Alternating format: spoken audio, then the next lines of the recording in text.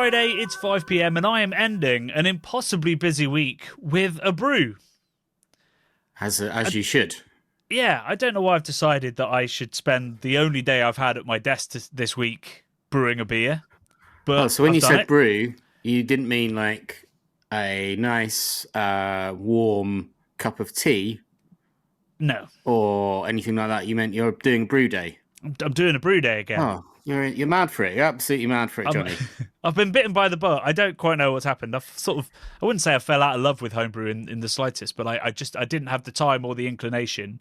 And this year, it's all kicked off again. So I've done 2 pilsners, a West Coast pale, 3 hazy pale ales, a fest beer, and I've just started hatching plans for a Belgian quad. So I've been digging into the histories of West Veterans recipes. So I'm unstoppable.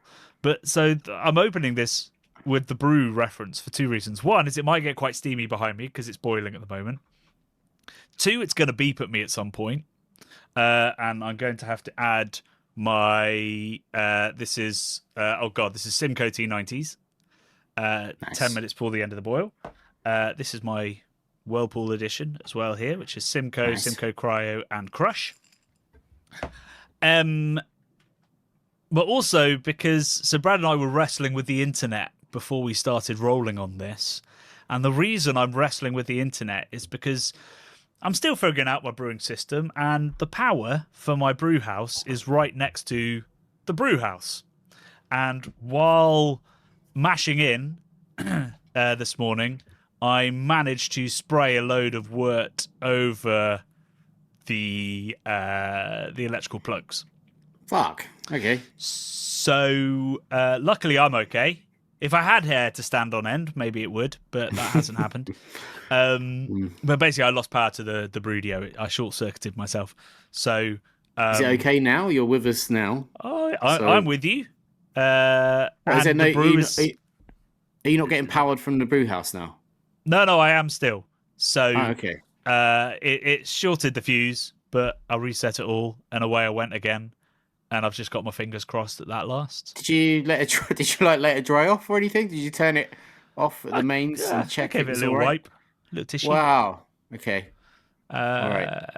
Okay. And that was good job. About it. Good job. We're not successful enough to have a compliance officer, eh? Otherwise, you'd be in shit right now. They would drag you into the office. They'd be giving you what for. We'd have to build an extension onto the brew house to accommodate a breaker box separate from the wet zone. Should have been at a high level, really. It's not a high level, is it? The breaker box. It was a mistake that I made when I installed everything. I should have put the power that was going to be the power for the brew house higher up. But now I have now decided, and I will buy it this weekend, to get those things that have waterproof caps on for your electrics. Okay.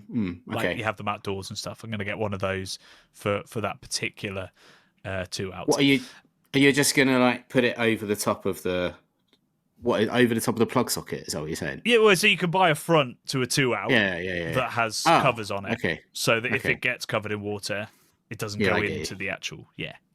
So a trip to Wix for me. Nice. But now the internet is finally so I won't go into the internet's working. I'm brewing a hazy IPA, hazy pale ale for another social gathering. So many social gatherings. I'm using every time I do this, I try to learn something. So this time I'm monitoring my pH at every possible opportunity. And I'm using superdelic hops, which I've never brewed with. So, I guess we can dig into this now. This week on Tuesday, I was at Drop Project Brewing, and we were brewing our collaboration, which is both for Love and Beer Festival. Still some tickets available. Please do go buy them. Tell all your friends. 17th of October at Beer Merchants Tap.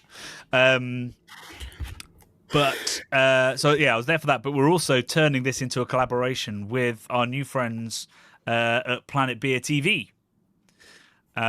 So we're brewing in competition with them a bright IPA for the festival. Both will be served at Love and Beer. The lovely Dave from Yakima Chief came to the brew day with some lovely hop samples. So we've actually got an experimental hop going into our bright IPA. And he also gave me lots of lovely samples of other hops, which is where my Simcoe Cryo has come from. Thank you. Nice. And also some Superdelics. I've got 100 grams of Superdelic going into this 5% hazy pale, which I don't think I've ever rubbed. I don't think I've ever brewed with. It's a New Zealand hop, so I'm excited to give that a go. And yeah, that Brew Day at Drop project. Well, Bradley, give everybody your news, and then we can explain why the two stories I'm about to tell don't involve you. So we were obviously away last week filming for our tribute episode, which went out this week. So amazing turnaround on that. But Sunday night, I had dental surgery. I don't know why it was on a Sunday night, but it was on a Sunday night, Jonny. I got sedated and they pulled 2 teeth out the top of my mouth, 1 from each side. And then they gave me a dental implant. So they've like drilled a titanium thing into my mouth. So for the last week, I thought it was all right, actually, to start with. And then I realized you always think that after dental surgery, you're like, I think I'm going to be okay. Yeah, I couldn't eat. I realized I couldn't eat anything. And also the teeth that were, because basically I had these like weird teeth that were like behind my teeth. It's pretty grim, to be honest. It's like shark teeth. So they pulled those bastards out. And what it's done is it's left 2 massive holes in my soft palate at the top, which I think it might affect my singing voice, Jonny. It certainly affects me being able to eat anything other than jelly, and that's about it. Jelly. What else have I had? I tried mashed potato, but that got stuck on my palate, and it was absolutely horrible. Do you know, I had my 4 wisdom teeth out, and I got completely conflicting advice about what you're supposed to eat afterwards. Yeah. Like some were like soup through a straw, and some like do not use a straw. You can't use a straw. Well, I can't anyway. What you were told. Yeah, because it basically, not to get too grimo, but if you suck with any sort of power, it can pull out the blood clots that are forming over the massive voids that are left in the roof of my mouth, Jonny. So my whole mouth looks a bit like Edward Scissorhands at the top. They've like cut into everything. I can just feel like loads of threads all over the place, where they've sewn it all up. Yeah, and those will last forever, by the way. Yeah. Like they say they dissolve, but oh my god, it took months. You're not even joking. To go away. I thought you were joking. Because I had all 4 wisdom teeth at once. Yeah. And it was just twining for days, for months. It was ridiculous. Yeah. I was reading yesterday about wisdom teeth, and apparently they've got stem cells in them. So did you keep a hold of those? No. I mean, I was in no fit state afterwards to be like, hey, give me my teeth. Yeah. I mean, I don't really, because I was under general anaesthetic, so I don't really remember anything. Yeah. Other than them saying, like, they gave me a form at the end and said, you need to take this to the front desk. Oh, wow. Okay. And I immediately, I wasn't really with it. I just left the form, and I got to the front desk and like, where's your form? And I was just like, I was. How would I know? I'm entirely unconscious half an hour ago. Yeah, it's wild, isn't it? They were talking to me when they were trying to find a vein in my arm. So I've got like loads of bruises all over my arm, like I'm a crackhead, because they couldn't do it properly. Because I wasn't hydrated enough, apparently, which was naughty of me. I should have been more hydrated. That's unlikely. I'm going to call bullshit on that. Well, your idea of what a healthy man does is drinks water. Doesn't eat fruit or veg, but drinks water. Yeah. Got to stay hydrated. So, but I didn't. No, that day I didn't stay hydrated. I went to the cinema. You were probably drinking water as they said it. No, honestly, they were like, I said, "Can I drink some more water?" They were like, "It won't do a thing now," and he looked quite upset with me. Anyway, so they started administering the sedation, Jonny. And they were like, "How are you feeling?" I was like, "I feel totally normal, guys. What's going on?" They're like, "Sleepy?" I was like, "Nope." So they gave me. When I woke up, he said, "We had to give you the most amount of sedation I've ever given a patient." So which I thought was quite interesting. You were under general anaesthetic as well? No, sedation, local anaesthetic, and sedation. So sedation's like, it's really weird. It's where you disassociate from your body. And you just don't give a flying F what's going on. So I like that you and censored also, the F-bomb, but you've gone into deep, yeah, grim detail about your yeah. dental Well, trauma. it's been a deep, grim week, Johnny. You've had a great week, but well, I don't know. I hope you've had a great week. But I've just been sort of wanting to come along to shoots and go to Cask Ale Week events and things, and being like, I can't realistically move her out too much because I feel totally crappy. I'm being very like man flu about this. I appreciate that. But anyway, whatever. Toothache is the worst thing in the world. Obviously, not the worst thing in the world. That's a It's total it's overstatement. But oh bad no, toothache, bad. it can be terrible, and Yeah, yeah, yeah. it's going to be long-term game, Bradley. One of the best things I ever did was get all of my wisdom teeth removed. Yeah. And if you want to see what I was like after that, go to the Hook Norton video because I had it done. I think it was the week before we did the Hook Norton. I think you were And great. when I look back on it, like I'm Yeah, you talking can tell. so weirdly because I'm like Yeah. this. Welcome to Yeah. Hook Norton, because I do. can't, like, it's too painful to touch at the back of my mouth. So I have this really weird way of talking. Anyway, this is why Bradley has not been on these adventures. So he wasn't sadly at Drop Project brewing the Bright IPA. The following day was the annual Cask Ale, what's it called? Cask Seminar. So it's where the leading lights of the Cask Ale industry. So there's some small brewers, but it's mostly like the big regional guys. We all come together, we dig into the reports. There's panels, there's talks, there's seminars, there's research that everybody goes through, and we try to ask questions and talk around what needs to be done, what has been done, where the trends are going. And I've been to, I don't know, 4 or 5 of these now, and I spoke at the last one and I spoke at this one as well. But it's held at the Brewers Hall in central London. It's very old world brewing. It's not like go to an industrial estate, have a couple of beers, talk. It is like grand. finger sandwiches, wood panelled halls. Yeah. It feels very alien to sort of what we do day to day, but it is an important thing. And the last 4 or 5 I've been to have been bleak. Like, the data has been bleak, the conversations have been bleak. There's lots of sort of hand wringing and wondering what we can do and talk about how far is Cask Ale going to fall and all this kind of stuff.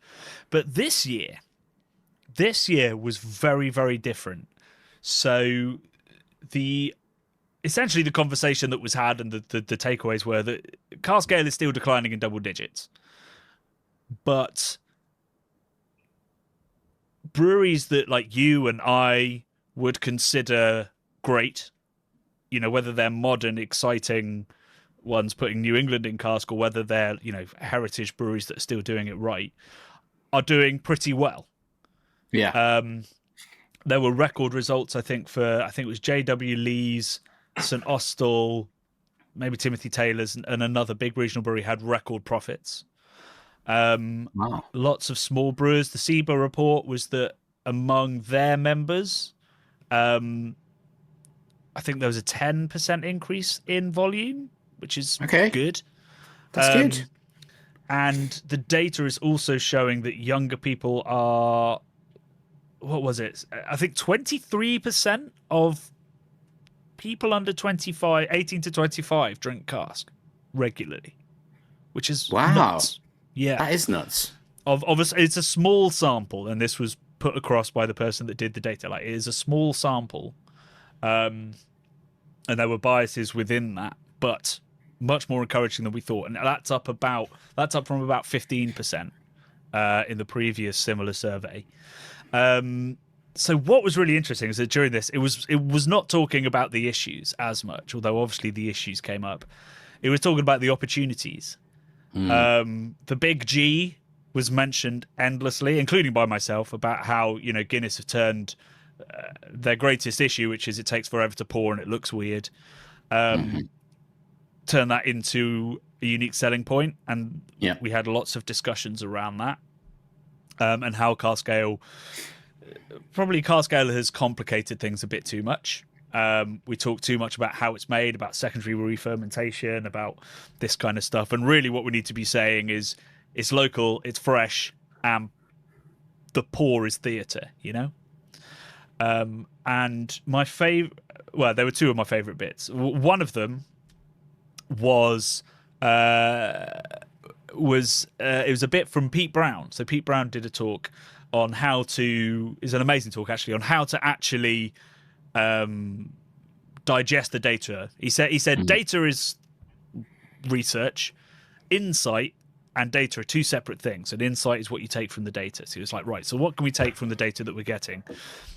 And one of the most amazing things he talked about is he talked about Allsop's Brewery, who have opened their new gastropub in Mayfair. Not what I'd have done with that brand, but whatever. It's a gastropub in Mayfair. It does very fancy food. Think the Devonshire, but blue. And Pete Brown had done looked at some data that basically said that people didn't necessarily trust Cask Ale because they didn't know what it looked like. Yeah. Like on the bar, which is something we've come across constantly as well. People don't, like we talk about secondary fermentation, they don't even know that it's the Hamples. But that when you order a pint of Cask, right, you don't see it getting poured. True, it's under the counter. Yeah, because it's under the counter, right? Yeah. Yeah. So what they decided to do off the back of this idea that maybe people should be able to see it is they've built these amazing cask lines where the badge is at eye level, where all the tap badges for keg are. Yeah. And the actual swan neck, which comes over, is at the height of the tap badge. So it's also at eye level. So like you see on these big, you know, like a Heineken tap is really high up. So that it's at eye level, so that it's what you see first. They've done that at the Allsop's pub. And wow, okay. they've put it front and centre, raised. And despite being a gastropub in Mayfair, Cask is their leading seller. So they've you know, the packaging and the sort of presentation has become almost like keg in the way it's served. Like it's at eye level, you can see the operation taking place. That's exactly pretty innovative. And so then you can see also, you know, the beauty of the pour, which is just like Guinness, particularly if you're going through a sparkler and doing that, that's going to look magnificent and people are going to be like, what the hell is this? Yeah. And it's not something I have ever truly thought about, the fact that when you order a Cask, you can't see it. And we should have thought about it actually, because whenever we film Cask being poured, we're like, wait, we have to come around the back and film into the back bar, which is always not the back bar, sorry, the back of the bar. Yeah. And it's always a pain, and it's always dark and dingy, and no one can see it. Do you know what I think they could do to elevate even more? Go on, Bradley. They need to light up, because I'm always lighting up the underneath of the pint as it's being poured. They need a light underneath, just the cask, not the keg, because that's doing all right. Just a beautiful warm light underneath that makes it look like it's like something out of Indiana Jones. Like, you know, he's going for the prize. It's like, wow, look at that. Just all the kind of stuff filling up, and the foaminess and the pour, beautiful with the golden. Oh, I can see it now. Because if you do that, and we do light quite a few of our pours, it depends on how good the light is. If you could get that presentation of that pour perfect, you don't need to have the other conversations like, well, it's secondary fermented, well, it's the freshest beer on the bar. Like that is you're shortcutting to like synapses in their brain going, this beer looks delicious, so it's going to be delicious, which is what happens with Guinness. Yeah, true. And then if they love it, you can start having those other conversations. But we've always had it backwards, and I think you and I are probably guilty of it a little bit. Oh God, Simcoe edition. 1 second, Bradley. Wait, is this the right one? Don't get this wrong. Yes. This is a podcast right here. This is a visual podcast. It's a shame I don't have control of Johnny's camera to just pan it a little bit to the left so we could see the action. But I probably should have done that. Oh, I need to. Yes, I've done it. God, passive-aggressive grandfather. So you and I think have been guilty of maybe getting too into the weeds first. Like we're talking about what makes us passionate about Cask, but that's not necessarily going to be, because you know what makes me passionate about Guinness is the history and the technology that has created. It's not actually I don't love the liquid in the same way that you do. So I'm always talking about that and then wondering why people aren't excited about Guinness. And Guinness went the other way around and went, just look at it, it's beautiful. And now they're having conversation. Now fucking Netflix is making a special about it, and we'll probably dig into that next week because I think it's out this week. It's up. I think the Guinness family from the Peaky Blinders. Some of the people that made Peaky Blinders people. You know, I think the reviews are really good, and the actors they've used are great, and the trailer has a national song in it. So I'm kind of all in, even if it's historically nonsense. I don't know. So I don't know enough are about that period of Guinness. Are we able to rip clips of that if it's really good and then talk about it on the pod? Yeah, I think so. Or I think, you know, maybe there's even a video in it eventually. Our actual thoughts. But yeah, I mean, definitely you and I should try to watch some episodes this week. Yeah. There's been there was other brewing one, wasn't there, about the German sort of stuff, which I think divided critics. I still haven't. Yeah, haven't I haven't bothered to watch it. And there was they tried to make like a sitcom in a brewery as well, Netflix, which looks absolutely awful. I think I watched like 10 minutes and I was like, this sucks. I can't remember what it was called, but it was. They've had a few stabs at kind of beer culture, I would say, which is good. I mean, it's good that they're doing that. They just need to obviously work their way down to us, and then we can make a somebody feed Phil style travel program where we just get pissed. I want to go Bourdain more than somebody feed Phil. Yeah. I have to say, his shtick did get tired in the end. I'm quite happy with going like he does when he's eating something. And go I'll be the guy that does all of that.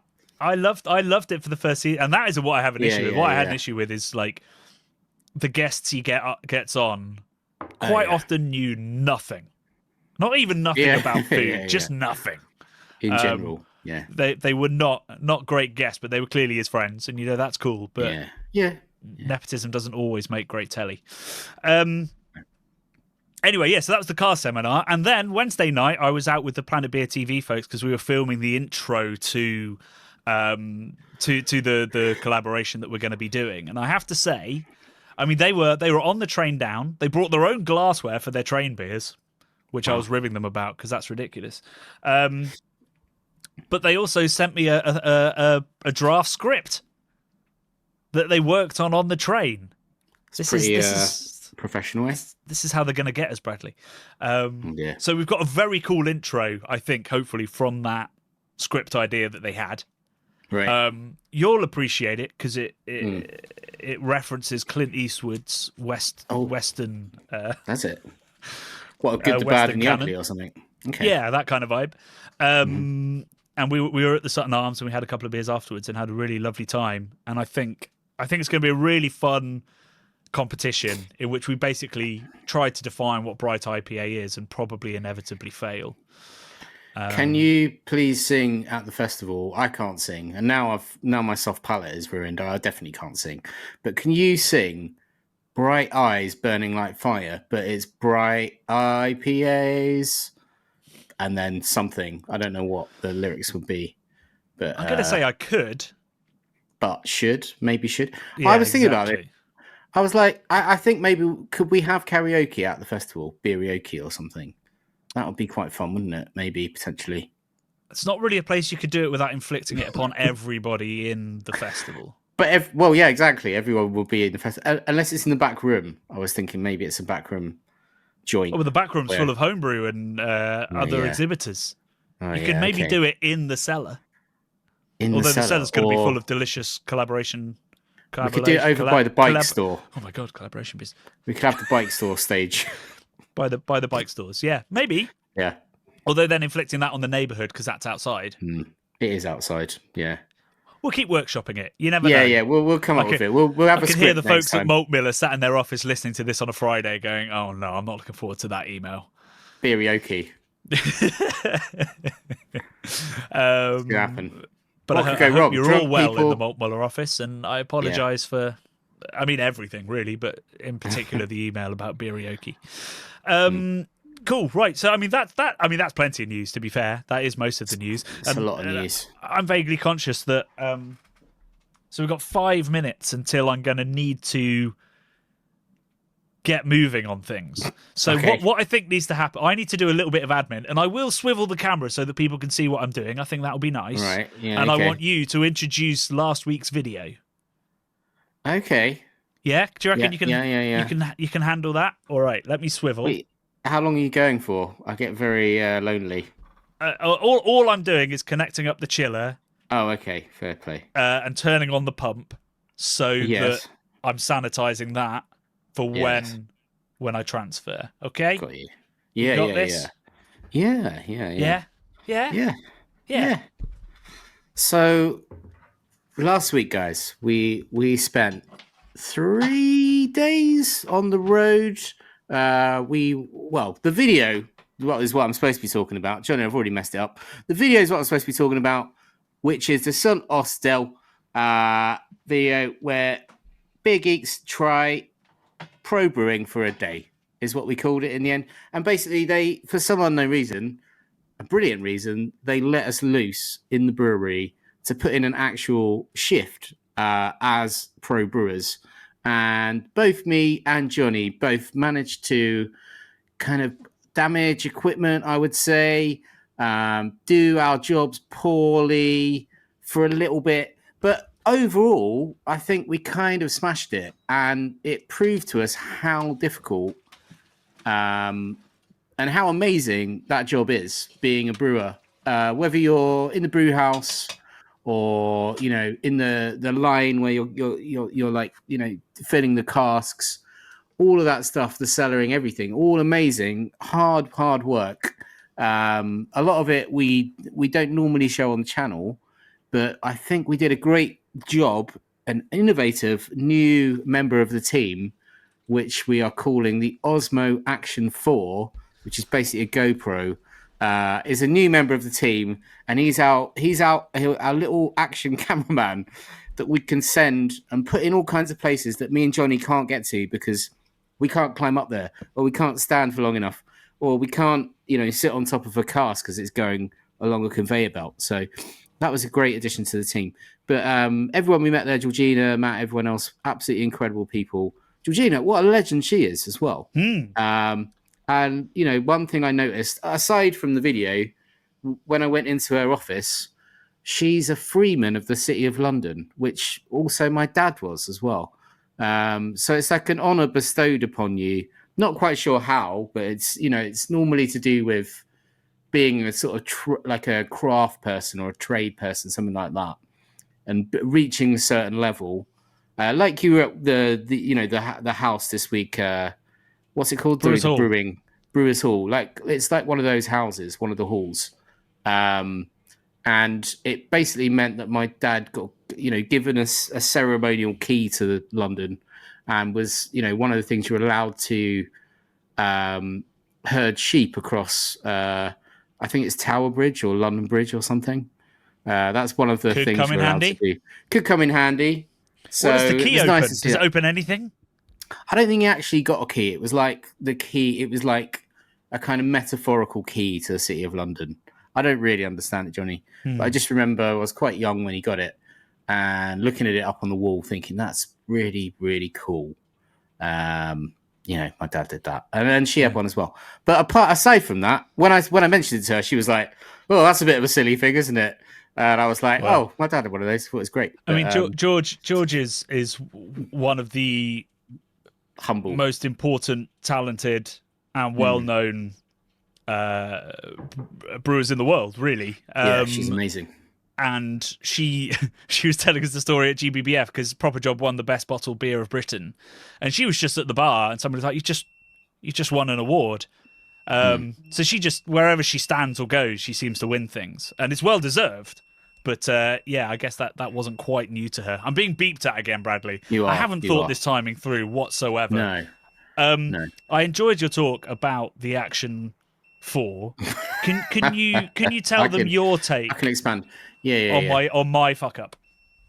Well, okay, so we'll get to that, but before we get to that, we started the video off, if you haven't watched it yet, on top of the Tower Brewery, which we've never been allowed on a roof of a Tower Brewery before, and there aren't that many Tower Breweries left. I've been up there before, Bradley.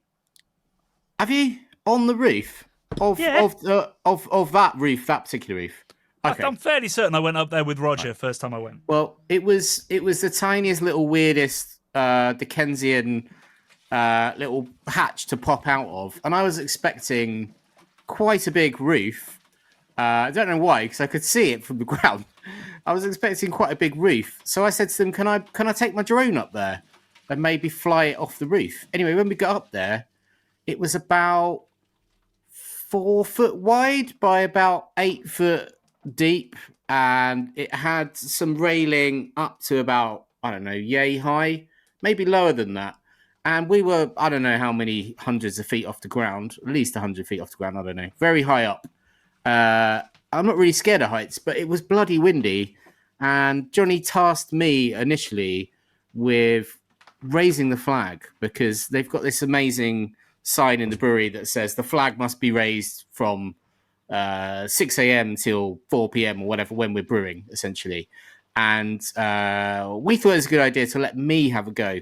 I've never raised the flag before, and it turns out I'm not very good at it. So I sort of let the flag out. When I let the flag out, the wind took it, and it seemed to shoot out about 30 feet out from the flag post, and I panicked. So then I only ended up raising it about a foot, and Jonny mocked me for my terrible skills. You were only holding onto one of the ropes. I don't know what I was doing. Because that's a rope that goes up and then out, so you let the other one go slack. I've never raised the flag before, but it turns out you're an expert at it. So, as well as being a great presenter, you're also an excellent flag raiser, which was quite frustrating for me. Yeah, but, I thoroughly enjoyed a comment on the video about like, oh no, Johnny's a flag nutter, and I said, coming to a roundabout near you. I've raised literally hundreds of flags. Yeah. How? Why? Scouts, okay. Scouts. I was in the Woodcraft folk, so we didn't really go in for all of that. We were more hippy dippy than you. Oh, I don't. The Scouts are pretty hippie. I mean, we did raise a flag and salute to the Queen, but otherwise, check out the Woodcraft folk. They're like literally hippies. Okay. Well, yeah. I mean, no, you're right. They probably were more hippie than us, flag waving idiots. But it was a real honor to raise that flag, which they were at pains to point out, and we didn't put it into the video. They were like, we don't do this every day. Actually, we do that. Yeah. That's an old sign, and I believe probably back then it would have been the Union Jack or something rather than a St Austell flag. But we thought it was too fun to miss out on. Excellent fun. I didn't even just need to go turn a tap off, Bradley. Keep going.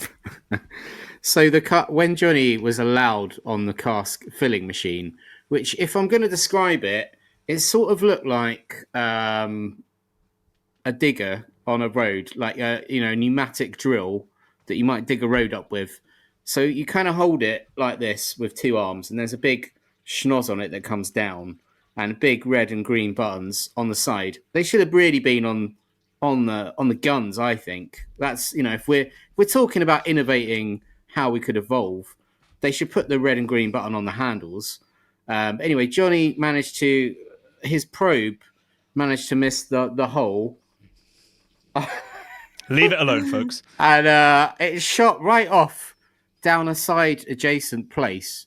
And you made an incredible noise. And everyone around you looked a bit like, oh, God. And I was filming everything.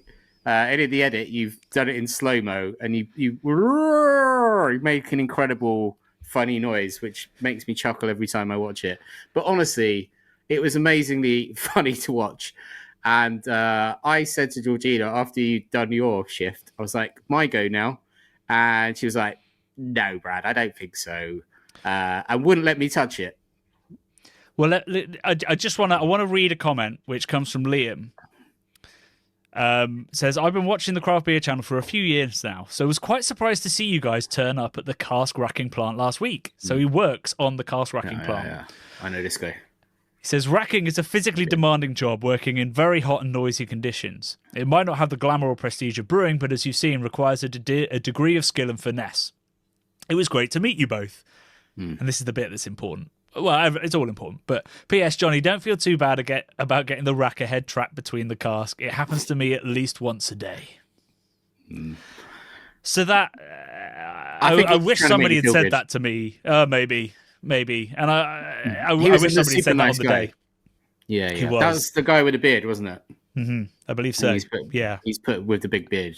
On the, I mean, everybody on the cask line was great. I mean, you have to be I think you have to be calm but switched on to be on certainly a casking line. Obviously, a big kegging line is a little bit more automated, but yeah, they were all very calm when I did it.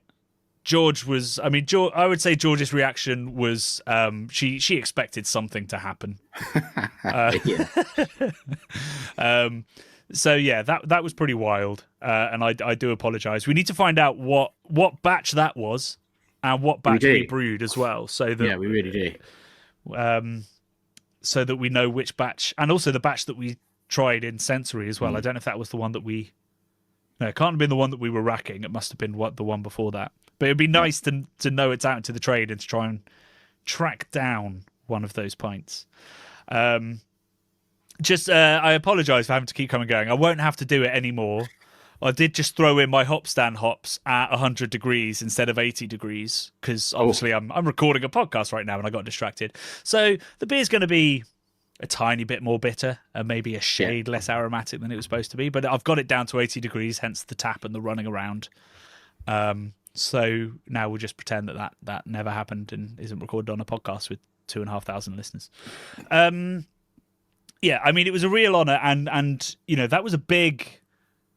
It's not a big risk that George and St Austell have taken on by letting us do it. It would have been very hard for us to mess it up, but I think behind the scenes they'd have had to have done a lot of things to make that possible. Yeah. A lot of timing things right so that we could be there. A lot of shifting things around. Probably a lot of forms that we didn't see that were involved in our presence there.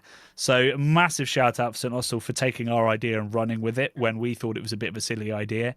Obviously, it was a sponsor video, so huge thanks for them helping to fund the channel, and huge thanks to them for being part of Keep Cask Alive 3, which this was sort of a pre-visit for. So we were collecting B-roll ready for when we go down there and tell the full story, which is going to be all around a really special beer that they now have in their core range, which is all British ingredients, which is something we've been championing through our work with Meantime and Asahi and lots of others for a long, long time. So if you haven't had Anthem, go give that a go because we'll be talking about that in Keep Cask Alive 3. And yeah, honestly, you know, Tribute and Proper Job are two of my favourite cask ales in the country. Every time I have Tribute again for the first time, I forget just how good it is and just how aromatic it can be when it's singing, as they called it. And I think it's a special brewery, a special beer, and everyone was wonderful. And what I mean, I would say also, on top of all of that, I haven't been to Cornwall in a while. The weather wasn't great when we were there, and we didn't get to see much of it. But what I did see, I really, really liked. And you know, the pub that we stayed in was beautiful. The food that we had was absolutely cracking, like ridiculous, to the point where Jonny made himself a little bit ill from eating too much. Yeah, the next morning was a struggle. Everyone thought I was hungover, and I was like, "No, I swear, I've just eaten too much." It was all the puddings, like a sack of cement. Yeah. We had so many puddings and stuff, like incredible. Like the views, absolutely stunning. Is that Charlestown? That's what that Charlestown, yeah. Charlestown. I mean, absolutely fantastic World Heritage site in itself. That dock bit, I believe, and like a whole that little road there with the different pubs on it. The one next door with the harbour stuff in it as well. That was super cool. I thought that was great as well. So I'd say, you know, we don't go to Cornwall off season as people, but we really should, because it's very dramatic and beautiful, and there's incredible food, incredible produce, incredible beer down there all year round. So we should all be going there in the winter. We should. I mean, it's my favourite place on earth. I think I go there at least once a year. And I love it down there. You love it, don't you? Yeah. So yeah, go to Cornwall, go to St Austell, drink Tribute next time you see it, drink Proper Job next time you see it, drink Anthem next time you see it, and watch out for lots more content with St Austell to come in 2026. Yeah. So that's about all we've got time for. I've got to look after this whirlpool, which will be ending in 11 minutes. We've things only get wilder from here for the Craft Beer Channel. This is our silly season. So silly, I haven't made it to the hop harvest this year for the first time since 2020. But we have lots of exciting stuff to come. So next week is our Utopian video, the profile video we're doing on them, not the brew video, because obviously the the triple decocted Czech Pilsner is not ready 2 weeks later. So that'll be coming out next week. We're also getting close to releasing our St Mars of the Desert video, which I know a lot of people, I've had people asking me about it when it's coming out. And that's been slightly offset by the fact that we've got all of our Love and Beer stuff coming out. So that'll come out just after that. And our Baron video. So the Baron beer got canned this week. So I need to go and collect some from Jack, but I'm very excited to try that and to let you know. And that video will be out in a couple of weeks as well. So the last thing we need to talk about, Brad, is the fact that on the 1st of October is the end of our petition. The last day that you can sign the petition is either the 30th of September or the 1st of October. I thought it was 30th of September. It's only a couple of days away, yeah. So we have actually had a massive spike thanks to the good work of the folks at Cask Ale Week and Camera. So we've gained about 4,000 in the last week, which leaves us at just over 40,000 signatures. So we're clearly not going to make it to 100,000, and that's okay. I've said on multiple platforms, it's done the job that it needs to, and now the more numbers we can get, the better the evidence we can submit both to the government and to UNESCO when the time comes. So Brad and I have set a new target. We've got just under a week, and we want to get it to 50k. So what does this mean? This means that everybody listening to this podcast, if you haven't signed it, please go sign it, link in the description, and please tell 3 friends. Yes. And my maths is that will get us to 10k. And if you're not listenership. If you're not from the United Kingdom, you're listening to this, please tell your friends from the United Kingdom to go and sign it. Yeah. Because we can get to that, I think that's an amazing milestone. And even if they don't know what Cask Ale is, just tell them, look, British pubs rely on Cask Ale for their survival. Yeah. Fully rely on it. The data is clear. It's not just sales data, but it's also, if you have Cask Ale in your pub, your sales are higher in every other category within your pub. Wine, keg beer, spirits, food. So tell them that. Pubs need Cask. Cask needs pubs. Sign the petition. Tell 3 friends, please, because it will make a big difference when it comes to my conversations with MPs and civil servants, and it will come into play when we put together our massive UNESCO submission as well, hopefully in a couple of years. So yeah, you need to do that by what day of the week is? It'll be need to do it by Wednesday. By Wednesday, folks. So Tuesday is probably your last chance. So please do go sign that. And if you aren't members of our Patreon, please do join that as well, because all of that money will be being ploughed in to keep Cask Alive 3 and all the other stuff we're intending to do around that. So our work putting the UNESCO submission together, lobbying the government, we don't get paid to do that. That's purely off of Patreon money. So please do join if you believe in the cause. And it's from £2 £2 a month, which is nothing, and it gets you access to our Discord forum, which is amazing and full of amazing people. There was one other thing I needed to announce. We've got a festival. Please buy tickets for it. We're going to have Brewery. Tell 3 friends. Potentially, Brewery's happening.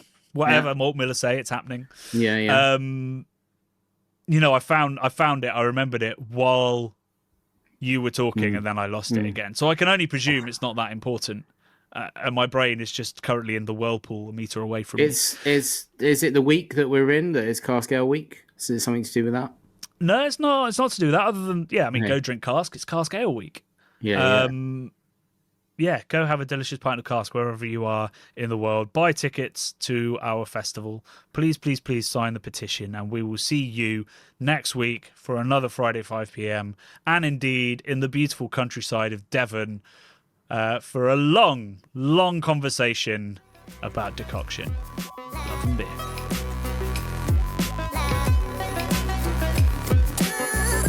The Bubble and Friday 5pm podcasts are brought to you by the nerds behind YouTube's craft beer channel. You can watch over 400 mini documentaries at youtube.com/the craft beer channel, and if you love what we do, support us via Patreon and get access to merchandise and our amazing Discord forum, a positive and welcoming space for everyone who loves beer, food and homebrewing. Love and beer.